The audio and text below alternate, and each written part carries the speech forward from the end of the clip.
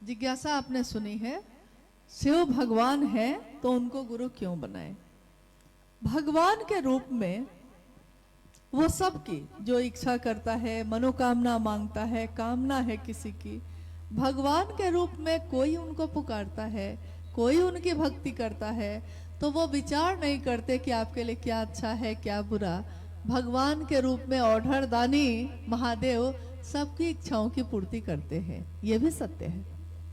तो प्रश्न आता है कि जब सब कुछ मिल ही जाता है तो महादेव को गुरु बनाने की क्या जरूरत है। जगत गुरु शिव जीवन जीने की कला सिखाते हैं। सामान तो मिल गया लेकिन उसको संभालने का ज्ञान नहीं मिला। नतीजा क्या होता है, शिव के इतने बड़े भक्त रावण, लेकिन तीनों लोकों की संपत्ति उनसे प्राप्त करने वाले, सोने की लंका से उसे प्राप्त करने वाले रावण जैसा भक्त भी, उसका भी विध्वंस हो गया, क्योंकि उसने संपत्ति तो मांगी, चीजें तो मांगी, लेकिन उन चीजों को संभालने का ज्ञान नहीं मांगा। हमारा बच्चा जब बड़ा होता है तो हम लोगों से जिद करता है, मोटरसाइकिल खरीद दीजिए मेरे लिए, आप भी खरीदिए, और हम लोग उसके जिद में आकर खरीद भी देते हैं। कभी कभी क्या होता है कि उसने सीखा नहीं है चलाना और जिद में खरीद तो लिया है, सीखा ठीक से नहीं है, यानी ज्ञान नहीं लिया है। मोटरसाइकिल चलाने का ज्ञान नहीं हो और मोटरसाइकिल में क्या है, अब शक्ति है, ऊर्जा है, और ऊर्जा को संभालने का ज्ञान नहीं हो तो क्या होता है। अगर मोटरसाइकिल चलाने का ज्ञान नहीं हो और उस मोटरसाइकिल पे बैठकर कोई उसको चलाने लगे तो कुछ देर तक तो हो सकता है ठीक ठाक चला जाए, लेकिन कुछ देर के बाद खबर आ जाएगी कि कहीं ना कहीं वो टकरा गया है। यानी कुछ ना कुछ तो होके रहेगा। ज्ञान नहीं है, चीजों को संभालने का ज्ञान नहीं है। हमारे आपके बीच बहुत सारे माता पिता भी हैं। हम खेत पे खेत खरीदते हैं, सोचते हैं बच्चा मेरा कम से कम वो सुख से रहेगा। अगर बच्चा सपूत है तब तो संभाल लेगा, यानी ज्ञान है उसको, खेती संभालने का ज्ञान है, तब तो संभाल लेगा। लेकिन अगर खेती करने का ज्ञान नहीं हो, और खेत तो आपने बहुत सारा खरीद दिया, खेत है लेकिन ज्ञान नहीं है, तो वो खेत उसके किसी काम का नहीं। जीवन है, जीवन को जीने का ज्ञान नहीं है तो किसी काम का नहीं। महादेव से मांगना ही है तो उनके ज्ञान दाता स्वरूप से ज्ञान मांगने की कोशिश करिए। ज्ञान अगर होगा तो कोई कहीं भी जी लेगा, कुछ भी करके खा लेगा, लेकिन अगर ज्ञान नहीं होगा तो लाख संपत्ति हो वो भी बर्बाद हो जाएगी और कुछ भी हासिल नहीं होगा। भगवान शिव के रूप में पूजित है महादेव। दुनिया के लोगों ने अपनी मनोकामनाओं के लिए चाहा उनको। शिव के शिष्य साहब हरिंद्रानंद जी ने अपने गुरु शिव को शिव के लिए चाहा, इसके लिए नहीं। उन्होंने कहा, मैं न तो जगतार्थी हूँ, न मोक्षार्थी हूँ, न मुझे मोक्ष चाहिए, न अर्थ धर्म काम मोक्ष, किसी भी चीज की कामना नहीं मुझको, क्योंकि इन चीजों का कुछ भी मोल नहीं होता, ये मेरे मन ने समझ लिया है। अगर मोल है तो बस इतनी कि उस महादेव की दया हो जाए, उस महादेव से मेरा मन सानिध्य प्राप्त करे, वहां आनंद है, और आनंद में न दुख का पता चलता है न सुख का। इसलिए साहब ने आह्वान किया कि जगत गुरु शिव को आइए अपना गुरु बनाइए, आइए भगवान शिव को अपना गुरु बनाइए। भगवान है वो, लेकिन अगर गुरु नहीं होंगे तो भगवान के रूप में संपत्ति तो दे सकते हैं, लेकिन अगर आपका बच्चा भी ज्ञान नहीं लेना चाहे आपसे, संपत्ति आप दे सकते हैं जबरदस्ती, ज्ञान जबरदस्ती नहीं दिया जा सकता।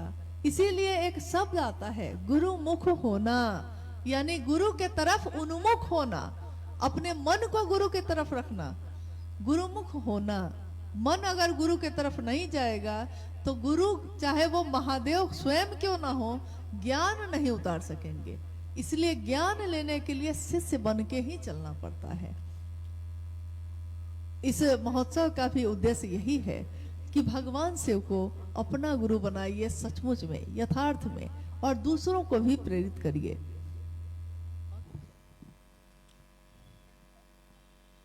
क्या मांस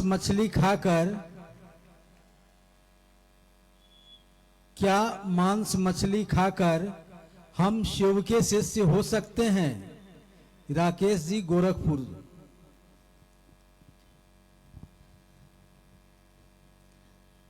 जब हम लोगों में से कोई भी साहब के पास जाता था और कहता था अलग अलग समस्या लेकर, कोई खान पान की समस्या, कोई वेशभूषा की, कोई भाषा की, कोई कहता कि फोटो रखे कि नहीं, कोई कहता कि पूजा करें कि नहीं, अगरबत्ती और दिया जलाए कि नहीं, बहुत सारी बातें।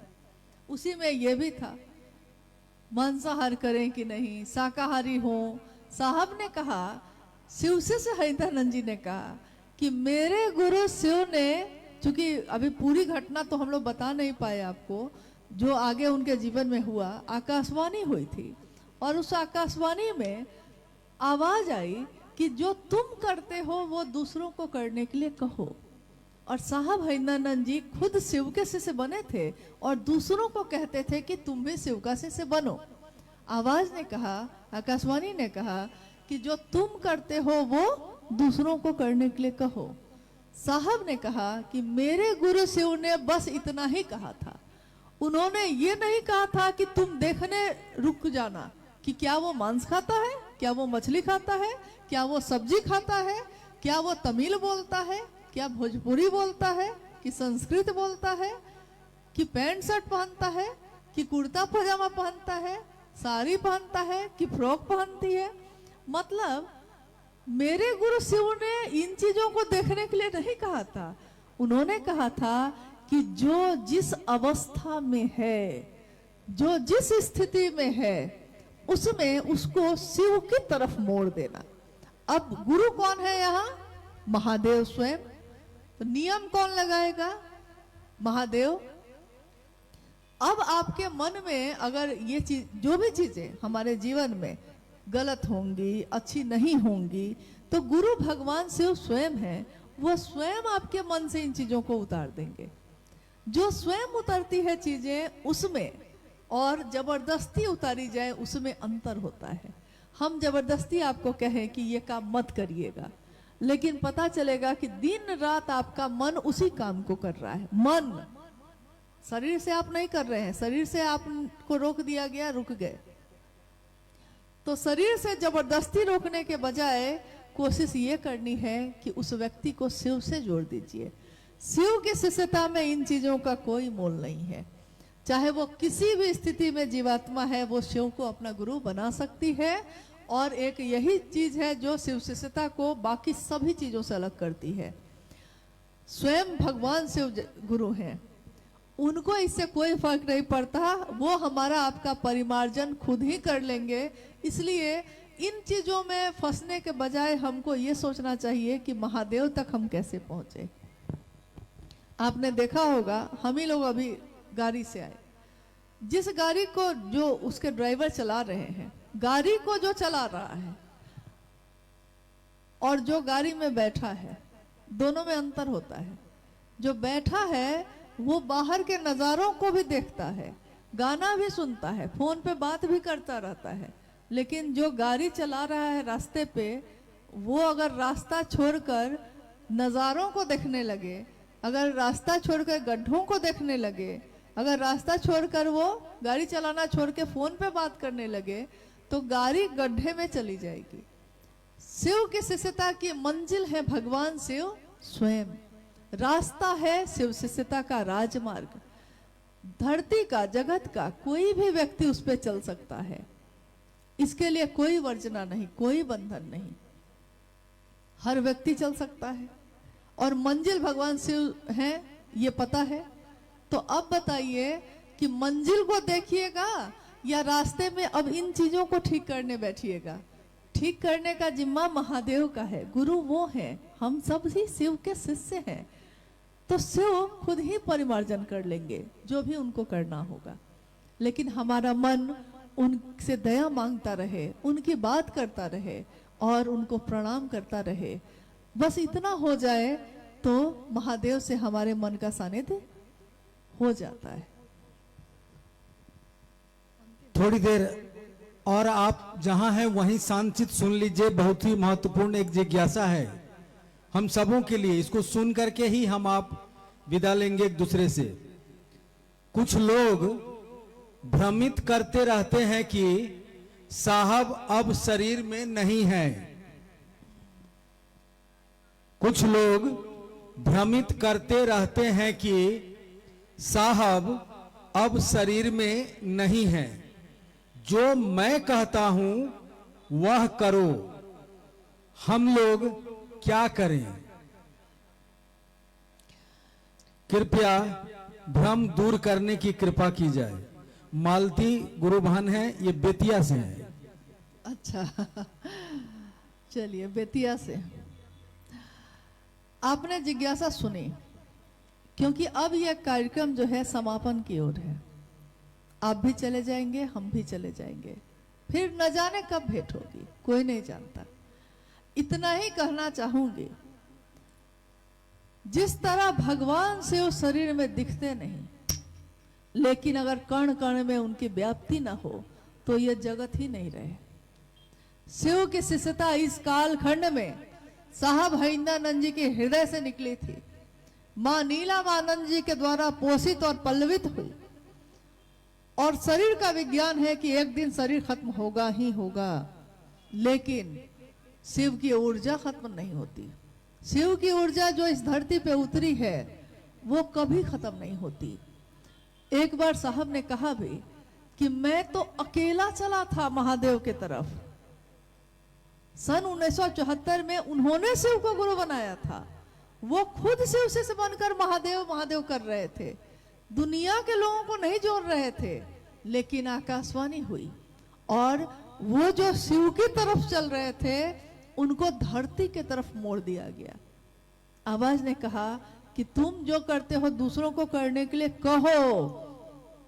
साहब हरिंद्रानंद जी ने कहा कि अब महादेव ने जो काम सौंपा है, जब तक वो काम गुरु का खत्म नहीं होगा वापस लौटने का आदेश ही नहीं है।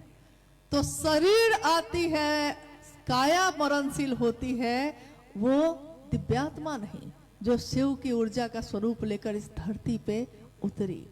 शिव के ही से बाबा कीनाराम बनारस के द्वितीय महेश्वर कहा गया उनको, लेकिन शरीर तो जाएगा।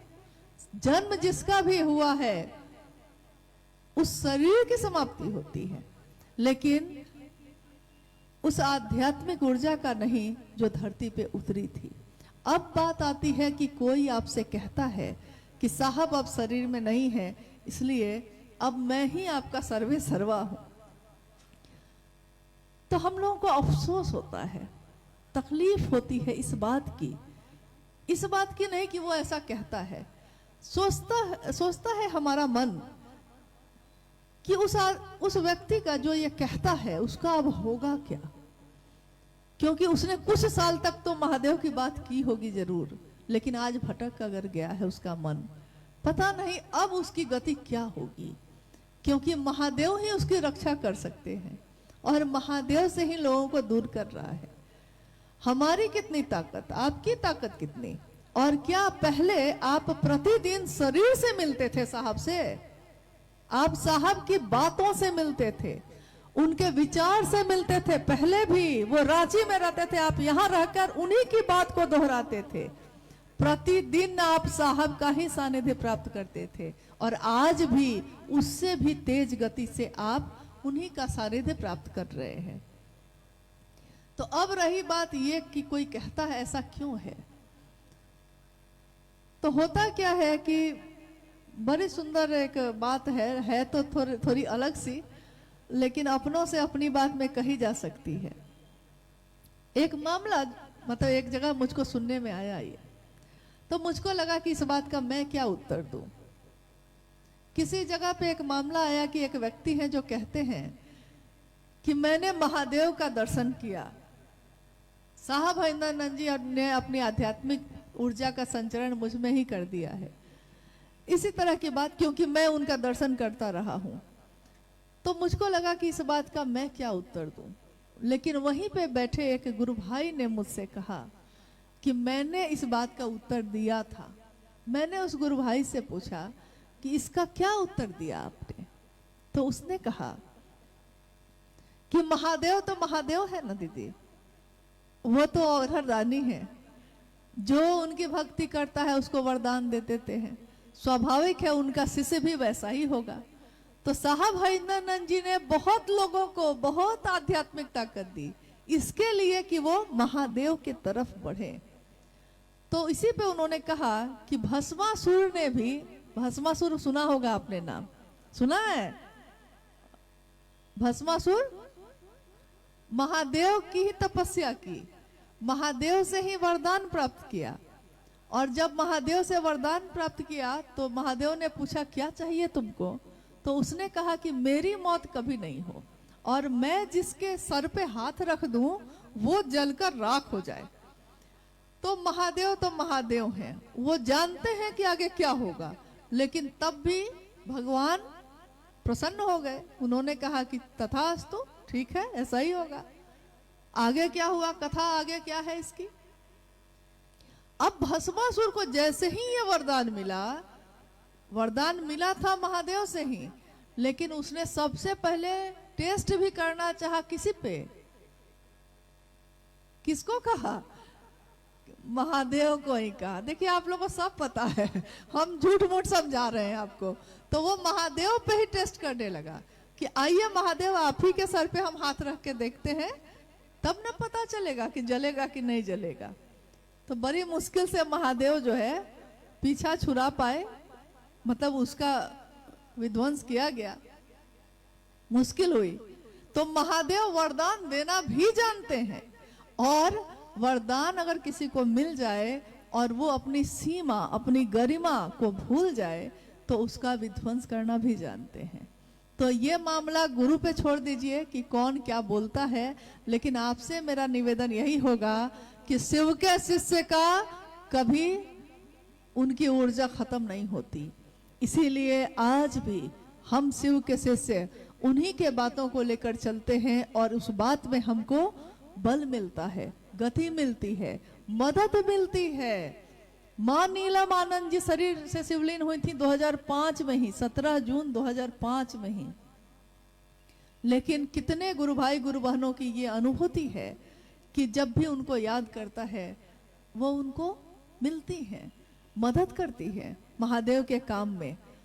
मंडल सर ने कहा थोड़ी देर पहले आपसे कि नीलम आनंद जी ने, मां नीलम आनंद जी ने कहा था एक दिन कि जो भी शिव शिष्यता में चलेगा उसके लौकिक कांटों को मैं चुनूंगी, छाया बनकर उनका साथ दूंगी। जीवन की धूप है, तप रहा है जीवन, और वो छाया बनकर साथ है। माँ छाया ही बनकर साथ चलती है। साहब हरिंदरानंद जी शिव के शिष्य, शिव के शिष्य साहब हरिंदरानंद जी। देखिए शिव के शिष्य और प्रशिष्यों का लक्षण, आचरण, बोली, कथनी, करनी क्या होता है। इसी धरती के, जिस धरती को हम तपस्या स्थली के रूप में जानते हैं, योगी गोरक्षनाथ की, उनकी बात साहब ने कितनी बार चर्चाओं में दोहराई। हब की ना चली ब, ठब की ना बोली ब, धीरे धरी ब पाँव, सहजे रहबा गरब न करीब, भड़क गोरथ नाथ। यानी हबक हबक के नहीं बोलेंगे। शिव के शिष्य कैसे है? शांत है, हर बार में नहीं बोलते कुछ भी। ठबकी न चली बा, मतलब जोर जोर से दौड़े जा रहे हैं ऐसा भी नहीं करते। धीरे धरिबा पाओ, सहजे रहबा, सहज रहते हैं, गर्व नहीं करते किसी बात का नहीं। कितनी भी ताकत महादेव दे दे, वो जानते हैं कि किसके कारण है, गर्व नहीं करते। और ये कौन कह रहे हैं? शिव के प्रशिष्य गोरक्षनाथ कह रहे हैं। साहब हरिंदरानंद जी क्या कह रहे हैं? शिव के शिष्य इस कालखंड के, देखिए शिव के शिष्य जो होंगे उनके लक्षण, उससे हमको आपको सीखना है। उनके लक्षण, वो कहते हैं कि मैंने जब अपने गुरु शिव की बात कहनी शुरू की लोगों से, तो निर्बल सामर्थ्य के लोगों ने मेरा साथ दिया। निर्बल यानी जिनका कोई बल नहीं था, बड़ा घर नहीं था, बड़ी गाड़ी नहीं थी, बड़े साधन नहीं थे, जो फटे पुराने कपड़ों में थे, खेती करते थे, मजदूरी करते थे, वैसे लोगों ने मेरा साथ दिया। जो रिक्शा चला के फुटपाथ पे सो जाते थे, वैसे लोगों ने मेरा साथ दिया है। और निर्बल सामर्थ्य के लोगों ने ऐसा साथ दिया कि आज गांव-गांव में शिव चर्चा होती है। आप कहते हैं कि मेरे पास ये चीज होगी तब हम ये काम करेंगे। अरे महादेव तो इतनी दया करते हैं कि सामर्थ्य जिसको ना हो उसको भी सामर्थ्यवान बनाते हैं। मतलब कुछ भी नहीं है मेरे पास, लेकिन अगर महादेव हैं तो किसी चीज की कमी नहीं है। मुझे झोपड़ी भी महल लग रही है, तेरा साथ है तो मुझे क्या कमी है। महादेव का साथ हो जाए। और वो लिखते हैं अपनी किताब जो उन्होंने लिखी है, आओ चले शिव की ओर में, एक पंक्ति उन्होंने लिखी है उन शिव शिष्यों के लिए जो प्रारंभिक समय में भी उनके साथ चले और आज भी नए नए जो शिव के शिष्य बनते जा रहे हैं, चलते जा रहे हैं और इस महान उद्देश्य में साथ दे रहे हैं, उनके संकल्प को पूरा करने में अपने जीवन की आहुति दे रहे हैं। उन लोगों के लिए शिव शिष्य साहब हरिंद्रानंद जी कह रहे हैं कि मैं शिव का शिष्य हरिंद्रानंद पद प्रक्षालन करूंगा उन सभी का जिन्होंने मेरे गुरु शिव के इस काम में मेरी मदद की है। मैं अवनत हूं उन घनेरों शिव शिष्यों की जिन्होंने मेरे इस काम में मेरी मदद की। पद प्रक्षालन का अर्थ समझते हैं? पद प्रक्षालन का अर्थ होता है, हमारे गांव में, अब पता नहीं है कि आपके गांव में होता है कि नहीं, लेकिन कोई आता था ना यात्रा करके, तो घर में घुसने से पहले उसके पांव को धोया जाता था और गुड़ और पानी दरवाजे पे, सबसे पहले पानी पीजिए ना, गुड़ खाइए और पैर को पहले ठंडे पानी से धो देते थे लोग, इसलिए कि थकान दूर हो जाएगी, पैरों की धूल जो लगी है वो खत्म हो जाएगी। सोचिए इस रास्ते पे चलने वाले लोगों के लिए इतनी बड़ी सत्ता, जिनके विचार में इतनी ताकत है कि वो बोलते हैं और हमारे हृदय में वो प्रवेश करता है, उनके विचार को ही तो लेकर चल रहे हैं हम लोग। सोच लीजिए कि जब विचार में इतनी ताकत है तो प्रेम में कितनी होगी, उनकी भक्ति में कितनी होगी। अभी तो विचार ही पे हम लोग चल रहे हैं, तब तो इतना गर्दा उड़ाए हुए हैं लोग। शिव चर्चा की, शिव शिष्यता की धूम मची हुई। तो वो कहते हैं, वो अपने शिव के लिए इतना झुकते हैं कि वो अपने आप को पीछे करते हैं। महादेव आगे हैं, साहब और दीदी पीछे हैं, और वो कह रहे हैं कि जो इस रास्ते पे चलेंगे, मैं शिव का शिष्य हरिंद्रानंद उनके पैरों को धो दूंगा ताकि उनके थकान मिट जाए, ताकि उनके जीवन को और ऊर्जा मिले, वो महादेव की बात कर सके। माँ नीलमानंद राज परिवार की बेटी, एक डिप्टी कलेक्टर की पत्नी, लेकिन शिव के शिष्य होने के बाद उनके ये सारे रूप तिरोहित हो गए और वो कहती हैं कि मैं झुककर आपके रास्ते के कांटों को चुन दूंगी ताकि आपके पांव में कांटे नहीं चुभे। लेकिन जब साहब और दीदी चले थे ना, तो रास्ते में कांटे ही कांटे थे, उनके पांव तो लहूलुहान हुए होंगे। किसी ने ये सड़क बनाई होगी, तो जिसने सड़क बनाई होगी ना, उसके पांव और हाथ दोनों लहूलुहान हुए होंगे। लेकिन आज जब हम इस सड़क पे चलते हैं तो हम उनको याद नहीं करते जिसने इस सड़क को बनाया ताकि हम चल सके। अध्यात्म के रास्ते में हर व्यक्ति चल सके, इसके लिए कोई रास्ता नहीं था, कभी नहीं था। गुरु और शिष्य परंपरा तो थी, लेकिन मेरे आपके जैसा हर व्यक्ति शिव को अपना गुरु बना सकता है, ऐसा कोई रास्ता नहीं था, ऐसा कोई तरीका नहीं था, ऐसी कोई पद्धति नहीं थी। और शिव शिष्य हरिंद्रानंद जी ने एक रास्ता बनाया। इस रास्ते को बनाने में उन्होंने कितनी पीड़ा सही होगी और उनके मन पे, उनके मन प्राण पे क्या बीतता होगा, ये आज सोचने के लिए कोई खरा नहीं। सबको ये लगा है कि मैं खुद से जोड़ लूं। लज्जा आनी चाहिए वैसे लोगों को जो ये कहते हैं कि मुझको जानो। साहब ने तो कहा शिव को जानो, महादेव को जानो, उनको मानो। जब वो ऐसा कहते हैं तो हमको आपको क्या कहना चाहिए? हमको आपको भी तो यही बोलना चाहिए जो उन्होंने कहा। हमारी आपकी बिसात क्या, कितने दिन हम जीवित रहेंगे? 70-80 साल के जीवन के बाद हमारा क्या होगा, कोई नहीं जानता। इस जीवन में बहुत सम्मान मिल भी जाएगा तो क्या होगा? 50,000 आदमी, 1,00,000 आदमी आपको जान ही जाएंगे तो क्या होगा? कितने लोग इस धरती पे आए, धरती पे पूजित हुए और इस धरती से चले गए। दुनिया नहीं बदली, दुनिया किसी के लिए नहीं रुकती है। कज़ा ने ऐसी 1000 सूरत बिगाड़ डाली बना बना के, बहार दिन है चंद रोजा, न चल यहाँ सर उठा उठा के। कज़ा ने यानी समय ने, वक्त ने कितनी सूरत ऐसी बिगाड़ डाली बना बना के। इसलिए महादेव से थोड़ा डरिए, ऐसी गलती ना हो जाए, ऐसी भूल ना हो जाए कि क्षमा जिसे कर सके ना तुम भी, महादेव तुम भी अगर क्षमा ना कर सको, ऐसी भूल हम शिव शिष्यों से ना हो जाए, इसकी कोशिश करिए। महादेव से दया मांगिए, दूसरों के जीवन में भी शिव को लाने का काम करिए, खुद भी शिव का शिष्य यथार्थ में बने और दूसरे भी शिव के रास्ते पे चले। मात्र शिव के शिष्यों का एक ही उद्देश्य होता है और कुछ भी नहीं। आइए हम कोशिश करेंगे और उम्मीद भी करते हैं कि आज का ये शिव गुरु महोत्सव जो हमारे शिव को समर्पित है, गुरु को समर्पित है, साहब दीदी को समर्पित है, इस कार्यक्रम का एकमात्र उद्देश्य ये है कि साहब श्री के संदेश को सही तरीके से आप तक पहुंचाने की कोशिश करना।